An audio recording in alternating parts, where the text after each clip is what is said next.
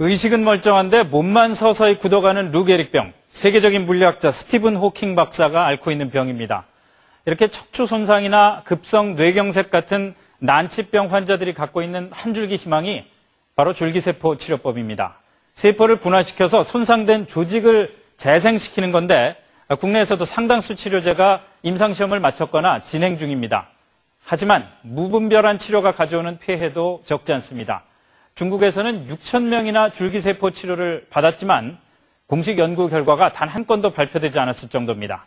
오늘 뉴스인뉴스 줄기세포 치료의 오늘과 내일을 짚어보겠습니다. 먼저 조동찬 의학전문기자입니다.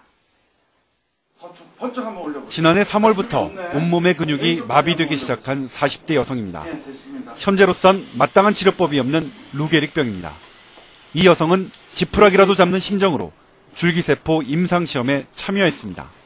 이제 하고 있어요. 몸이 좀 좋아진 거라고. 실제로 임상시험에 참여한 루게릭병 환자 48명 중 절반이 미약하지만 증세가 호전됐습니다. 국내에서 치매나 무릎 연골 결손처럼 난치성 질병에 대해 임상시험을 마쳤거나 진행 중인 줄기세포 치료제는 모두 17개. 물론 최종 치료약으로 개발될 확률도 낮고 아직은 기존 치료법을 돕는 보조 치료제 수준입니다. 따라서 알츠하이머나 파킨슨병처럼 초기 치료제가 있을 땐 치료약을 먼저 시도하는 게 안전합니다. 그런 약물 치료를 통해서도 어떤 치료 효과가 없는 시점이 왔을 때는 차선책으로 줄기세포를 치료하는 게 더 좋겠다. 줄기세포가 상용화되려면 아직 많은 연구가 필요합니다. 그런데 벌써부터 상업적으로 오용될 조짐이 보입니다. 줄기세포 화장품으로 알려진 주사기 속 액체와 얼굴팩은 한 번 바르는 비용이 50만 원 정도. 하지만 실제 줄기세포가 들어있는 화장품은 아직 없습니다.